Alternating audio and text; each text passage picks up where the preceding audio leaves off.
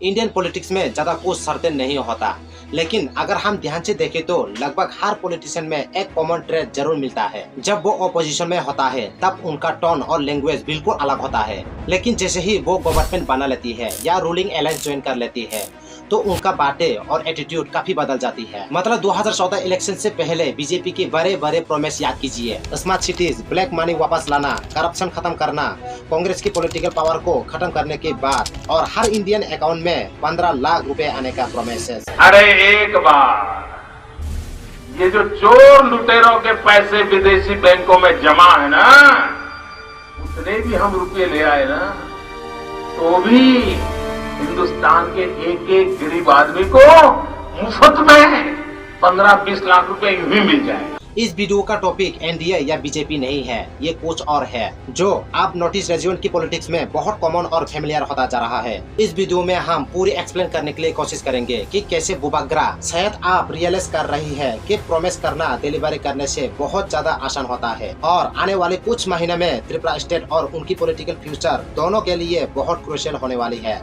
और अगर आप लोग इस चैनल में नया है तो चैनल को सब्सक्राइब कीजिए और वीडियो को शेयर कीजिए।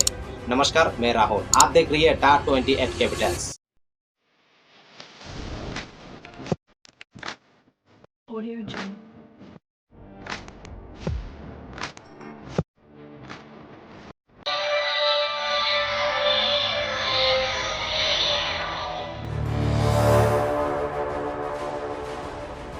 कुछ सेकंड के लिए वापस चलती है उस वक्त जब नोटिस में सीएए के खिलाफ प्रोटेस्ट हो रही थी।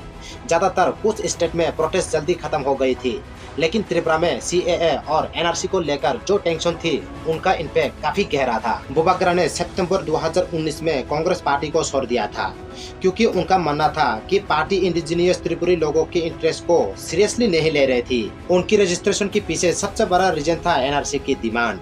वो चाहती थी कि त्रिपुरा में नेशनल रजिस्टर ऑफ सिटीजनशिप लागू हो ताकि इलीगल इमिग्रेशन के इशू को एड्रेस किया जा सके और इंडिजिनियस कम्युनिटीज के राइट्स प्रोटेस्ट हो सके। बुबाग्रा ने ओपनली फ्रस्ट्रेशन एक्सप्रेस किया था कांग्रेस लीडरशिप के अगेंस्ट। उनका कहना था कि पार्टी त्रिपुरा की ट्राइबल पॉपुलेशन की कंसर्न को प्रायोरिटी नहीं दे रही थी। इसी वजह से उन्होंने कंक्लूड किया कि कांग्रेस आप इनकी विजन के साथ एलाइन नहीं करती। उन्होंने ये भी कहा था कि उनके ऊपर इंटरनल प्रेशर था कॉम्प्रोमाइज करने का, स्पेशली लोकल पॉलिटिक्स और कैंडिडेट सिलेक्शन को लेकर, जो उनकी हिसाब से इंडिजिनियस कम्युनिटी के इंटरेस्ट के अगेंस्ट था। कांग्रेस छोड़ने के बाद उन्होंने त्रिपुरा मोथा को एस्टेब्लिश किया जिसका फोकस था इंडिजिनियस त्रिपुरा लोगों का सोशल और पॉलिटिकल एम्पावरमेंट। तब से लेकर आज तक बुबाग्रा सिर्फ त्रिपुरा ही नहीं बल्कि पूरी नॉर्थ ईस्ट की स्ट्रॉन्गेस्ट इंडिजिनियस लीडर में से एक बनकर उभरी है। त्रिपुरा मोठा का फॉर्मेशन त्रिपुरा पॉलिटिक्स में एक टर्निंग पॉइंट था। बहुत जल्दी क्लियर हो गया कि जो मूवमेंट शुरू में एक सोशल फ्रंट था वो जल्दी ही एक पॉलिटिकल फोर्स बनने वाला है। जल्दी ही और कोई देरी के बाद जब Tripura tribals areas autonomous district council election हुई तो बहुत कम लोग सरप्राइज हुई। तब त्रिपुरा मोथा ने बड़ी जीत हासिल की। बुबाग्रा और उनकी पार्टी का पॉलिटिकल राइज शुरू हो चुका था। पार्टी सिर्फ ट्राइबल रीजन्स में सबसे पॉपुलेशन फोर्स नहीं बनी बल्कि स्टेट की प्रिंसिपल ऑपोजिशन पार्टी भी बन गई। और वही से त्रिपुरा मोथा को समझ आया कि वो असल में किस चीज के अगेंस्ट लड़ रही थी।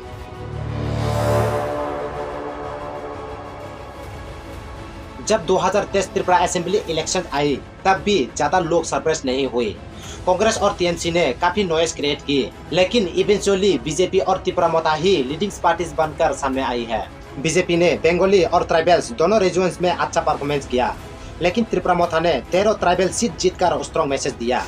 इनिशियली एक्सपेक्टेड था कि त्रिपुरा प्रिंसिपल ऑपोजिशन बनेगी, लेकिन जल्दी ही ये भी क्लियर हो गया कि त्रिपुरा जैसे स्टेट में ऑपोजिशन में रहकर ज्यादा कुछ अचीव करना मुश्किल है। नोटिस में अगर किसी स्टेट गवर्नमेंट को सेंटर का सपोर्ट ना मिले तो गवर्नेंस और डेवलपमेंट दोनों टिपिकल हो जाती है। मिजोरम में जोरामथंगा की गवर्नमेंट के साथ क्या हुआ था जब उन्होंने म्यांमार रेफ्यूजीज को वेलकम किया था, वो सबने देखा था। त्रिपुरा मोथा ऑपोजिशन में रहकर समझ चुकी थी कि सिर्फ प्रोटेस्ट और क्रिटिसिज्म से कुछ खास सेंस नहीं आने वाला था। इसी दौरान मैंने टीटीए-एडीसी की फाइनेंशियल कंडीशन को लेकर रिपोर्ट करने की कोशिश की, लेकिन बार बार ऑफिशियल डॉक्यूमेंट्स एक्सेस करना डिफिकल्ट हो गया। और शायद आप हमें समझ आ रहा है कि क्यों एक साल ऑपोजिशन में रहने के बाद बुबाग्रा और त्रिपुरा मोथा ने रियलाइज किया कि सिर्फ स्टेट गवर्नमेंट को टारगेट करने से कुछ नहीं होने वाला। इसलिए जब त्रिपुरा से एकॉर्ड अनाउंस हुआ तो काफी लोगों ने रिलीफ की सांस लिया था।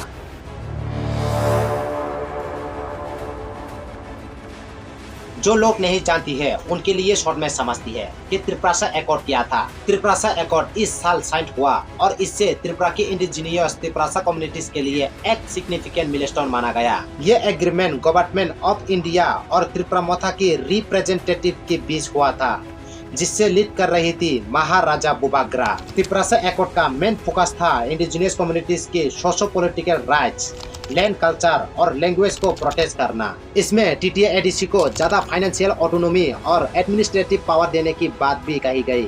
साथ ही इंफ्रास्ट्रक्चर, एजुकेशन और हेल्थ केयर इम्प्रूवमेंट करने की प्रॉमिस भी की गई, स्पेशली ट्राइबल डोमिनेंस एरियाज में।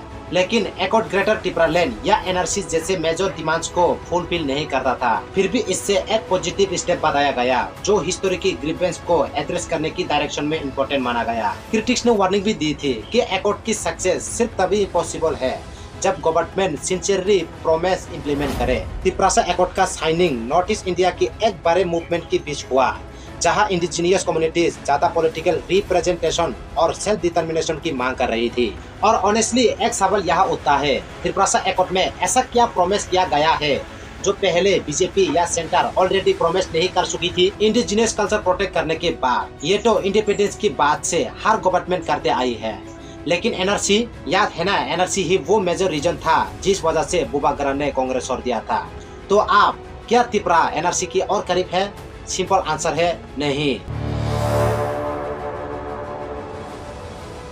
आप जरा इस सिचुएशन को देखिए, बुबाग्रा खुद TTA-ADC को लीड कर रही है, ओपनली करप्शन और एडमिनिस्ट्रेटिव प्रॉब्लम्स की बात कर रही है।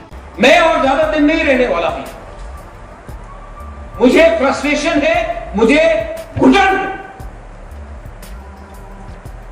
और जिस दिन मैं जाऊंगा आप लोगों को याद होगा कि एक आदमी सिस्टम को क्लीन करने आया था, आपने उसको ही दबा के रखा। त्रिपुरामथा और बुबाग्रा अब त्रिपुरा पॉलिटिक्स के एक बहुत क्रूशियल फास में खड़ी है। महाराजा बुबाग्रा ने इंडिजिनियस कम्युनिटीज को बहुत बड़ी प्रॉमिस दी थी, लेकिन ग्राउंड रियलिटी में अब तक ज्यादा कुछ बदला हुआ नहीं दिख रहा। त्रिपुरामथा ADC कंट्रोल में आने के बाद भी कम्युनल क्लासेस त्रिपुरा में इंक्रीजिंगली कॉमन होते जा रहा है। पॉलिटिकल वायलेंस भी स्टेट से कभी दूर नहीं गया और इसी प्रेशर के बीच बुबाग्रा को ये रियलाइज हो रही है कि एक्सपेक्टेशन कितनी हाई है। पिछले कुछ सालों से उनकी हेल्थ भी कंसर्न नहीं है और पॉलिटिकल प्रेशर सिचुएशन को और डिफिकल्ट बना रहा है। आप वो कांग्रेस या लेफ्ट को ब्लेम नहीं कर सकती और आयरनिकली आप वो गवर्नमेंट को भी डायरेक्टली ब्लेम नहीं कर सकते, क्योंकि वो खुद आप उस अलायंस का पार्ट है। आप धीरे धीरे ये क्लियर होता जा रहा है कि बीजेपी ने त्रिपुरामथा को पॉलिटिकली टेम कर दिया है, ऐसे प्रॉमिस करके जो ज्यादा नया ऑफर नहीं करते और डिलीवर सिर्फ उन्हीं चीजों पर किया जा रहा है जो बीजेपी की ऑन पॉलिटिकल पोजीशन को स्ट्रेंथन करे। NRC ग्रेटर त्रिपुरालैंड जैसे कोर डिमांड को लार्जली इग्नोर किया जा रहा है। अब त्रिपुरामथा को डिसाइड करना होगा कि अगला स्टेप क्या होगा और जल्दी ही डिसाइड करना होगा, वरना उनका पॉलिटिकल फ्यूचर भी शायद indigenous people front of Tripura यानी IPFT जैसा हो सकता है। और फिर एक बार ये मैसेज आएगा कि त्रिपुरा में इंडिजिनियस पॉलिटिक्स को कभी फुल्ली इंडिपेंडेंट तरीके से गुरु करने नहीं दिया जाएगा।